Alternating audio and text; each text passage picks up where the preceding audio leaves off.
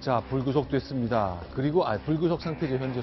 구속도 있지만 완전히 이제 풀려나지 않은 상태입니다만 귀국은 하겠지만 나 불구속 시켜주면은 뭐 돌아와서 수사받겠다고 얘기합니다. 그러나 특별검사는 동의하지 않았습니다. 자, 일단 한국 귀국에 대한 얘기를 하는데 지금 한 돌 반 된 아들과 함께 있잖아요. 아들 얘기를 정유라 씨도 꺼냈습니다. 역시 그 장면 소개하는 것으로 시작해 보겠습니다. 아기랑만 같이 있으면 한국으로 들어간다. 뭐 네. 내일이라도 들어갈 수 있다. 네, 저 진짜 보육원에 있든지 사회단체에 있든지 병원에 입원해 있든지 상관없거든요. 현재 신경 한 말씀을 얘기해 주세요. 지금 어떠세요? 그냥 애기가. 보고 싶으세요? 아기가 보고 싶다. 그렇게 얘기하네요. 예, 그렇습니다. 그래서 정유라 씨가 지금 현재 그 갓난아이를 키우고 있기 때문에 네. 그 부분을 굉장히 신경을 많이 쓰는 것 같습니다. 그래서 아이를 돌보기 위해서는 구속되면 안 되겠죠. 그래서 특검에다가 이런 요청을 했다고 하는데요. 구속이 아닌 불구속 수사를 보장해 준다면 지금이라도 귀국하겠다라는 이야기를 했습니다. 네. 그런데 이제 그 박영수 특검팀에서는 그에 대해서는 이거는 그 흥정의 대상이 아니다라고 네. 하면서 일단 거부했고요. 그리고 또 덴마크 법원에서 긴급 인도 구속을 결정을 했고 그에 따라서 구금 기간이 4주간 연장됐습니다. 즉 이번 달 30일까지는 구금된 상태로 있게 됐고요. 그런데 문제는 이 상태에서 자진 귀국을 하면 모르겠습니다만 정유라 네. 씨가 여러 가지 그런 국내로 송환되는 것에 대해서 법적인 절차를 통해서 그 저항을 하고 계속 머무르기를 원한다고 한다면 그로 인해서 귀국하는 데까지 시간이 꽤 걸릴 것이기 때문에 특검 측에서도 이러한 상황에 대해서 굉장히 고민이 많을 것으로 생각됩니다. 자, 그런데 이제 일단 이쪽에서 얘기를 하는 걸 보면 변호사는 뭐라고 설명하고 있습니까? 지금 변호인의 법률적 조력을 받고 있는 거죠? 예, 그렇습니다. 얀 슈마이더라는 변호사가 지금 네. 현재 선임이 되어 있는데요. 이런 말을 하고 있습니다. 물론 변호인은 이제 그 자신의 의뢰인에 대해서 뭐 국선 변호사를 하더라도 의뢰인의 그런 이익을 위해서 변호를 하는 것인데 네. 덴마크 경찰과 법원이 덴마크와는 아무런 관련이 없는 외국, 즉 한국의 정치적인 논쟁에 관여하는 것 같은 그런 취지의 결정을 내려 실망스럽다라는 이런 이야기를 했습니다. 그리고 또한 만약에 이게 이번 결정에 대해서 불복해서 고등법원으로 올라갈 텐데 이틀 내에 다시 고등법원의 결정이 나올 것이다라고 하고 있고요. 근데 여기에 대해서 또 불복해서 대법원까지 갈 수 있습니다. 따라서 법적인 절차를 계속 밟아 나간다고 한다면 상당한 네. 상당한 시일 동안 국내 송환을 이제 저지할 수 있기 때문에 이러한 것도 정유라 씨가 고려하고 있지 않을까 생각됩니다. 실제로 이제 한국을 떠난 정유라 씨, 이제 일단 독일로 넘어오잖아요. 그 이후에 이제 덴마크와 독일을 오가는 것도 돼 있습니다만 대체로 덴마크에 더 오래 있었던 걸로 설명하는 거죠. 일단 그 8월 12일 날 그 정유라 씨가 그 아들과 함께 독일 프랑크푸르트 지역으로 간 다음에 그 독일 지역에 이제 헤센에 있는 슈미텐 지역에서 네. 상당 부분 거주하다가 네. 그 이번에 체포된 덴마크로는 9월 말에 갔다고 본인이 직접 얘기를 했습니다. 네. 사실 그 덴마크뿐만 아니라 프랑크푸르트에서 최근에 지난해 12월 중순께에 네. 이제 지인과 함께 쇼핑을 하는 장면이 목격됐다. 그런 보도도 나왔었는데요. 2주 전에 다녀왔다는 이 정유라 씨 얘기에 맞춰보면 그때쯤 프랑크푸르트에 간 건 맞긴 맞는가 보네요. 그렇습니다. 동선이 일치하는 겁니다. 네. 그러니까 정유라 씨는 그 이번 덴마크 체포된 지역에서 발견된 어떤 그 검정색 밴이 발견됐는데 그 차량으로 덴마크 지금 올보르 지역과 독일 프랑크푸르트는 차로 10시간이면 그 오갈 수 있는 거리입니다. 그래서 아이와 함께 이동을 해야 되기 때문에 물론 슈미텐 바로 옆에 프랑크푸르트 공항이 있고 또 철도도 있지만 이렇게 검정색 밴을 이용해서 아이와 함께 10시간 가량에 있는 이 덴마크로 오고 가면서 도피 생활을 했던 것으로 추정할 수 있습니다. 그런데요, 이 카시트라고 해서 아이들이 탈 수 있는 게 다 설치되어 있고, 그 독일, D자로 써진 독일 번호판을 달고 있는 저 자동차입니다. 그런데 계속 얘기하는 것이 내가 돈이 없다. 왜냐면 이제 돈을 독일로 많이 빼돌린 것 아니냐는 의혹 때문에 특별검사가 수사도 하고 있잖아요. 정유라 씨가 이렇게 말합니다. 프랑크푸르트 가긴 갔는데 쇼핑 안 했다. 난 돈이 땡전 한 푼 없다고 말합니다. 어떨까요? 또 듣겠습니다. 덴마크요? 예. 9월 말에 왔어요. 9월 말부터 그럼 여기 계속 계셨던 거예요? 네. 그럼 아까 독일 가셨다고 그랬었잖아요. 네, 비자 때문에. 네, 비자가 독일 비자로 나와 있고 저희 집이 독일 슈미텐에 있어가지고 그럼 그 언제쯤 가셨나요? 독일에 간 때가? 2주 전에 저는 쇼핑은 안 갔습니다. 근데 그날 계셨던 건 맞고요. 하루 머물다가 왔어요. 찍고 왔어요. 아, 그리고 프랑크푸르트도 아니라 슈미트는 거의 지나쳐서 온 거고 이 위쪽에 제가 동네 이름은 모르는데 거기 그거 뭐 매매 계약서 때문에 갔다 온 적이 있어요. 자, 이 슈미텐 지역 그리고 올보르 지역. 근데 올보르 지역에 뭐가 있긴 있나 보군요. 네, 그 올보르 지역은 그 어쨌든 그 정유라 씨가 있었던 지역의 공통점은 근처에 승마장이 있다는 겁니다. 네. 이 덴마크 올보르 인근에 있는 승마장에는 네. 삼성 측으로부터 지원받았다고 하는 10억 상당의 비타나 V라는 네.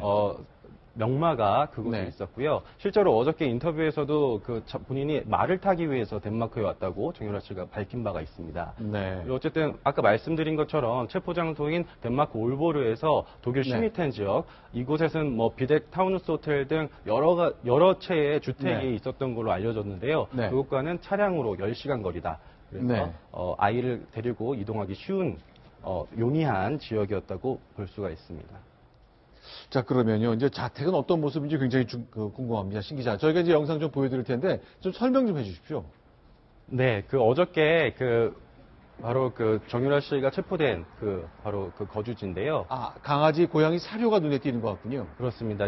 아마 지하인 것 같습니다. 저희 네. 기자가 직접 가보니 고양이 5마리가 창고에 따로 이렇게 있었고. 아, 이게 정유라 씨가 머물고 있던 덴마크 집 지하에 있던 아주 토실토실한 고양이군요. 5마리입니까?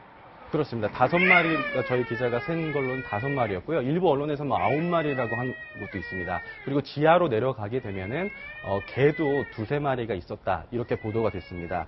사실 독일에 있을 때도 정유라 네. 씨는 이렇던 반려견을 한 20마리 정도 데리고 있어서 동물 학대 혐의가 문제된 적도 있습니다. 네. 한 가지만 좀 짚어 넘어갈 게 아까 네. 정유라 씨가 돈이 없다고 분명히 네. 말했는데 사실 저렇게 많은 고양이 사료 또 강아지 사료를 살 때 네. 정말 많은 돈이 필요하고요. 또 네. 주변에서 발견된 여러 가지 쌀이라든지 음식 그런 게 많이 발견됐는데 그런 건 어떤 돈으로 샀는지 물어보고 네. 싶습니다. 삼성에게 청구하지 않았을까요? 네. 삼성의 어떤 지원 계약에 보면은 이 고양이 오줌 쌌을 때 패드까지 지금 네. 비용으로 청구를 했다라는 게 지금 나오지 않았습니까? 네. 이제 이 정유라 씨나 또는 최순실 씨가 이 유럽에 도피하고 있을 때 과연 이 삼성 측의 어떤 지원이나 협조가 있었는지 이 부분도 네. 특검 조사를 통해서 밝혀져야 될 대목이 아닌가 하는 생각이 듭니다. 자, 지금 보셨던 이 한 주택에서 체포됐습니다. 경찰 이제 4시간 동안 현장 조사를 했는데요. 옷장 속에 숨어 있었다고 하네요. 이제 96년생이니까 22살입니다. 성인이 됐고 한 아이의 엄마가 됐지만 글쎄 모든 걸 어린 시절부터 어머니 최순실 씨가 대신해준 정유라 씨. 뭔가 좀 공포에 질렸겠군요. 그렇습니다. 4시간 현장 조사 끝에 체포됐는데 당시에 옷장에 숨어 있었다라는 네. 현지 언론 보도를 보면 네. 정유라 씨가 기자들과 만났을 때는 담담하게 이야기를 했을지는 모르겠지만 네. 현지 경찰이 들이닥쳐서 자기를 잡으러 온 사실을 인지하고 나서는 상당한 공포심에 떨고 있었겠구나라는 추정을 해볼 수 있는 대목입니다. 네. 뭔가 당당하게 맞서서 이야기를 하고 항변하기에는 뭔가 자신의 처지가 어렵고 내 신병이 여기서 붙들리게 됐구나라는 것을 알았기 때문에 어떻게든 도피를 해보려고 하는, 몸을 숨기려고 하는 그런 본능적인 방어 행동이 아니었을까 추측을 해봅니다. 자, 덴마크와 연고가 뭔가 있긴 있었기 때문에 독일을 근거로 덴마크를 왔다 갔다 했던 걸로 보입니다만 이 사진 기억하십니까? 자, 세계일보가 작년 10월 말 이른바 태블릿 PC를 통해서 국정농단, 국정개입의 근거가 뚜렷하게 드러난 직후에 인터뷰를 했을 때 사진인데 저희가 보여드릴게요. 이 인터뷰한 위치가 독일 헤센주의 한 호텔이라고 되어 있거든요. 그러나 이 인터뷰 위치가 덴마크일 수도 있겠다는 얘기가 당시부터 나왔잖아요. 이유가 다 있는 거죠. 그렇습니다. 지금 화면에 보이시는 사진 말고도 지면에 네. 나간 사진을 보면 최순실 씨, 바로 저 사진입니다. 나오는 사진입니다.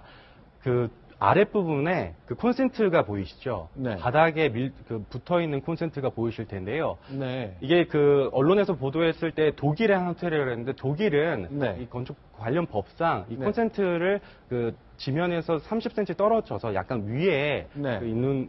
설치하는데 네. 지금 덴마크 같은 경우가 바로 저렇게 지면에 붙여서 설치하게 돼 있습니다. 그러니까 전기 TV나 무슨 전자제품 코드를 꽂는 위치가 바닥에 바짝 붙은 게 덴마크고 30cm 올라온 것이 독일이다. 그러니까 나라마다 그 규제나 규정이 다 다른 거군요. 그렇습니다. 그 나라의 규격에 따르면 도저히 독일이 아니라 네. 제3국일 것이다. 이렇게 추정을 했었는데요. 네. 네티즌들은 거기에 그치지 않고 각 나라별로 콘센트 모양이라든지 또 이런 규격을 잘 얘기를 하면서 덴마크가 아닐까 이런 추정을 실제로 했었습니다. 자, 일단 세계일보가 인터뷰할 땐 독일의 헤센주에 와서 했다고 설명했습니다만 뒤에 보이는 배경으로 보아 덴마크가 아닐까 싶었는데 어쨌건 정유라 씨가 체포된 것이 덴마크란 점 때문에 글쎄 무언가 좀 미묘한 연결고리에 있는 것처럼 보이긴 합니다. 자, 조금 더 해보겠습니다. 이화여대 관련된 얘기 지금 또 떠나보겠습니다. 정유라 씨가 자기의 대학교 특혜 입학 얘기도 오늘 꺼냈는데 뭐라고 설명했을까요? 저희가 정리해드리겠습니다.